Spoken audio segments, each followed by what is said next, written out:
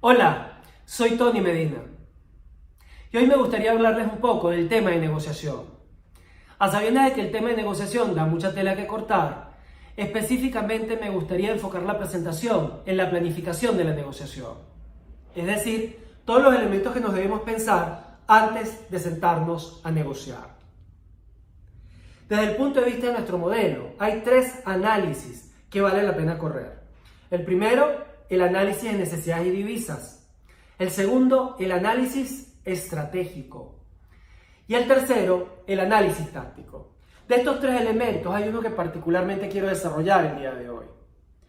Sobre todo por ser el elemento medular, el elemento conector que de alguna manera también justifica tanto el análisis de necesidades y divisas como el análisis táctico.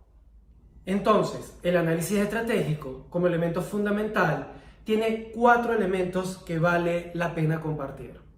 El primero, la posición de poder. El segundo, el grado de relación. El tercero, las alternativas de acción estratégica. Y el cuarto y último, el tipo de acuerdo a perseguir. Comencemos por la posición de poder. La posición de poder se basa en el grado de interdependencia de las partes. Si yo dependo más de mi contraparte de lo que mi contraparte depende de mí, mi contraparte tendrá mucho más poder a la hora de negociar. Si mi contraparte depende más de mí de lo que yo dependo de ella, yo tendré mayor poder de fuego a la hora de correr la negociación. Entendiendo, por supuesto, que la interdependencia se basa en la capacidad que podamos tener en un momento dado para satisfacer las necesidades subyacentes de la negociación. Un elemento muy importante a no perder de vista, vinculado a la interdependencia de las partes, es la dinamicidad. Es decir, hoy puedo tener mucho poder en la negociación, pero mañana pudiera no tenerlo. De allí que uno encuentre en tantísimos libros de negociación diferentes frases que aluden a ello, que van desde no uses tu poder para hacer que el otro caiga de rodillas, usa tu poder para que el otro entre en razón, pasando por no envenenes el riachuelo del cual tengas que beber agua más tarde, hasta haz bien y no mires a quién. El segundo elemento es alternativas disponibles. Hay tantísimos ejemplos en los libros de negociación, particularmente los de Fisher y Ury, quienes se han dedicado a estudiar el tema en profundidad. Ahora, el que más me gusta, lo escuché en alguno de mis programas. Estaba impartiendo el programa para la industria petrolera, y cuando expuse este punto, uno de los participantes, un ingeniero petrolero, levantó la mano y me dijo: Tony, tengo el mejor ejemplo para ello. Entonces nos comentó que fueron llamados una vez porque uno de los pozos petroleros se detuvo. Llegaron, hicieron el diagnóstico, descubrieron que había una pieza que estaba fracturada. Inmediatamente revisaron el depósito a ver si contaban con ella. No la tenía. Inmediatamente llamaron a todos los proveedores de la industria a ver si alguno contaba con ella. Nadie la tenía. Llamaron incluso a Estados Unidos a ver si estaba disponible y cuánto tiempo tardaba en llegar. Tardaba mucho. Y a todas estas, mientras corrían de un lado al otro, un pequeño proveedor que ni siquiera fue tomado en cuenta, en consideración para ser consultado, dijo: oigan, vean, casualmente yo tengo esta pieza, entiendo que la necesitan. La pregunta es, ¿en cuánto ha podido venderle la pieza este pequeño proveedor a la gran industria petrolera? Bueno, por supuesto la respuesta inicial es en el precio que quisiera. Es un asunto de costo-oportunidad. Lo más interesante de este ejemplo es que el pequeño proveedor no le vendió la pieza. Este pequeño proveedor le regaló la pieza. Pero ¿saben qué? Nada se hace a cambio de nada. ¿A cambio de qué?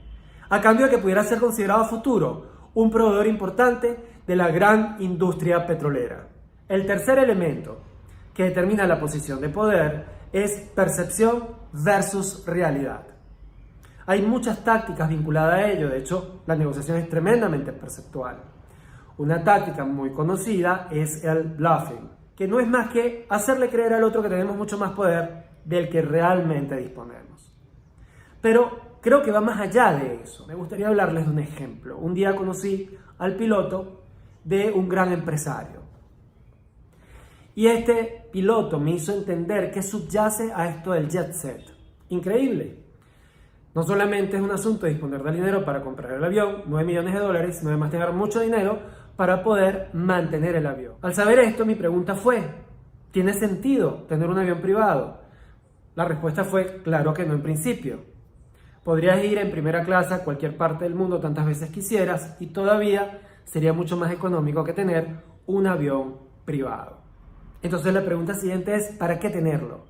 La respuesta fue bien interesante.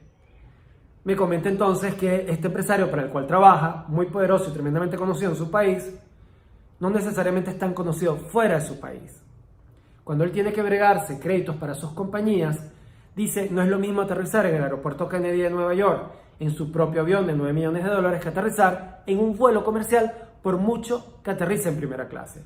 Por supuesto, eso es face validity, no es suficiente para evaluar si le van a asignar el crédito. No, hay tantísimos elementos más, pero es su mejor tarjeta de presentación. De alguna manera es una forma de mostrar solvencia. Y no es descabellado para los mortales, cuando vamos a pregarnos un crédito en un banco, pues seguramente nos ponemos la mejor ropa que tenemos. Por allí dicen que nunca hay una segunda oportunidad para dar una buena primera impresión. La idea es afectar perceptualmente al otro, aun cuando eso no sea todo lo que se pueda considerar al final para decidir si se asigna el crédito o no. El cuarto y último elemento de la posición de poder tiene que ver con la habilidad para negociar. El disponer de las habilidades necesarias puede aventajarnos en el proceso. De hecho, aun cuando el poder no esté a nuestro favor, podríamos crear las condiciones necesarias para lograr acuerdos y además lograr acuerdos ganar. Me gustaría leerles un ejemplo, quizás uno de los mejores con los que me haya topado, con respecto a cómo la habilidad negociadora puede ser crucial para lograr acuerdos. A este negociador lo entrevistan. Me gustaría comenzar con la primera pregunta que le formulan. ¿Cuál fue esa negociación? Dice el entrevistado: fui a una licitación internacional en Argentina donde estaban solicitando butano y propano por una cantidad importante.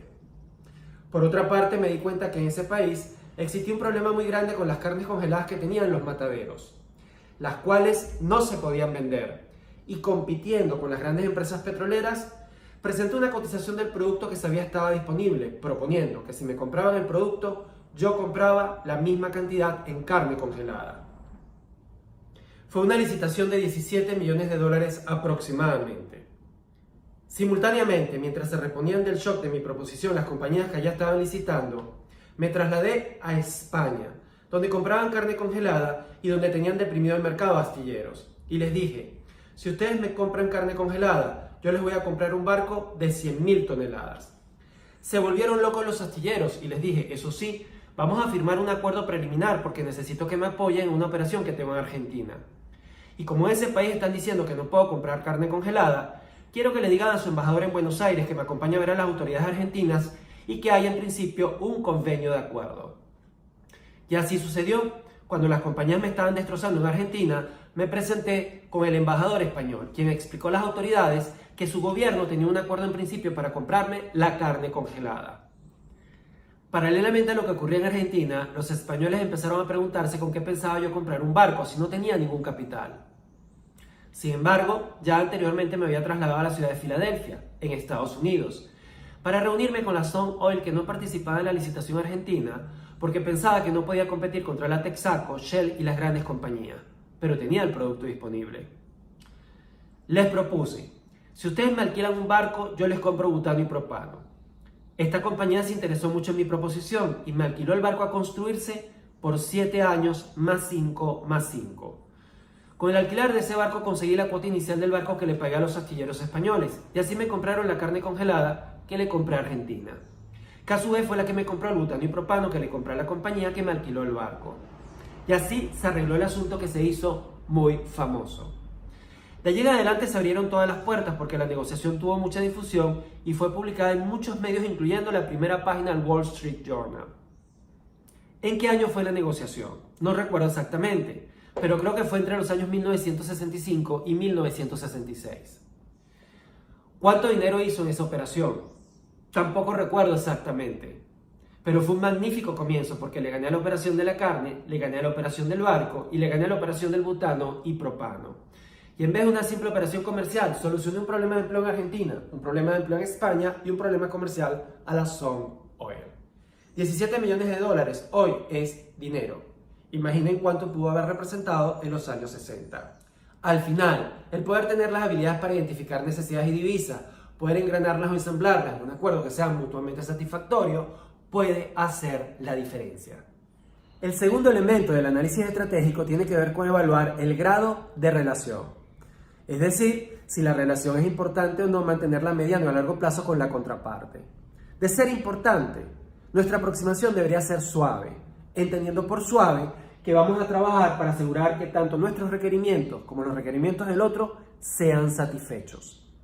Si por el contrario la relación no fuese importante, nuestra aproximación podría ser dura, entendiendo por duro que vamos a trabajar para asegurar que los requerimientos propios sean satisfechos y vamos a dejar que el otro se preocupe por los suyos. Cada vez que hablo del grado de relación, recuerdo una anécdota personal. Estaba impartiendo un programa para un cliente en su planta. Una tarde del programa, saliendo al estacionamiento a buscar mi auto, me topo con que la alarma se había estropeado. El auto estaba completamente bloqueado. No podía abrirlo. Eran las 5 de la tarde y la única idea que salta a mi mente es tratar de buscar ayuda en alguno de los talleres mecánicos que estaban alrededor de la planta.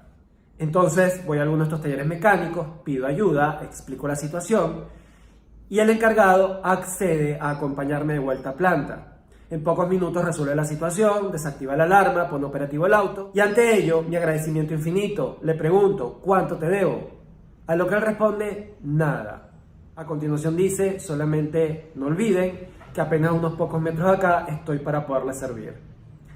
¿Qué asumió el encargado? Asumió que trabajaba para la compañía y si yo estaba satisfecho iba a poder tener 3.000 clientes potenciales muy cerca de su taller mecánico que podían considerarlo en caso de necesitar una reparación. En otras palabras, trabajó para mantener y construir una relación a mediano y a largo plazo. El tercer elemento tiene que ver con las alternativas de acción estratégica. De hecho, propone 3 posibilidades. La primera, tómalo o déjalo. Significa una sola divisa invariable. Segundo, regateo. Es una sola divisa pero variable.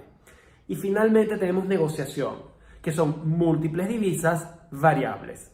Entendemos por divisas cualquier recurso tangible o intangible que tiene valor de intercambio. Una típica divisa en los procesos de negociación tiene que ver con precio. En ese sentido, tómalo o déjalo supone un precio inamovible. El regateo supondría estirar y encoger la divisa, es decir, buscar un punto medio entre lo que uno ofrece y lo que el otro pide. Y finalmente, dentro del proceso de negociación, el precio solamente sería una divisa más a manejar para conformar un acuerdo ganar-ganar. Ahora, ¿cómo se junta la posición de poder, el grado de relación y las alternativas de acción estratégica? Todo ello converge, todo ello se reúne en nuestro mapa de decisión estratégica. Entonces, dependiendo del análisis que hayamos hecho de la posición de poder, grado de relación, podremos establecer cuál es la mejor alternativa de acción estratégica a seguir. Por ejemplo, si el poder es alto y la relación es baja, posiblemente me convenga utilizar tómalo, déjalo. Pero si a diferencia de ello, la relación es muy importante y mi poder es equilibrado o va equilibrado abajo, debería propiciar más bien como alternativa de acción estratégica a la negociación para manejar múltiples divisas variables y así poder conseguir un acuerdo suficientemente nutritivo para ambas partes.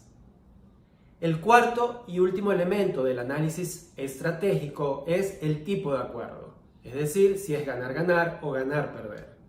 Ello deriva del análisis que hemos hecho previamente de la posición de poder y del grado de relación. Por supuesto, si tengo alto poder y además me importa poco la relación, bien posiblemente, siendo tómalo o déjalo la alternativa de acción estratégica a seguir, el acuerdo a lograr sea ganar-perder. A diferencia de ello, si he considerado que el poder es equilibrado abajo y la relación es muy importante mantenerla a mediano y a largo plazo, he decidido que la alternativa de acción estratégica más conveniente es negociación, seguramente el acuerdo a propiciar sea un acuerdo ganar-ganar, un acuerdo positivo. Con esto hemos cubierto los 4 elementos del análisis estratégico. 1. Posición de poder. 2. Grado de relación. 3. Alternativas de acción estratégica. Y 4. Tipo de acuerdo a propiciar. Para terminar, mucho me gustaría invitarles a que me visitasen en LinkedIn. Allí tengo algunos artículos publicados acerca de negociación. El último de nombre Poder de Fuego. Vuelvo a hablar del análisis estratégico e ilustro cada uno de los conceptos con la película Beirut. Ojalá se animen a echarle una ojeada. Búsquenme por Tony S. Medina. Fue un placer. Muchas gracias.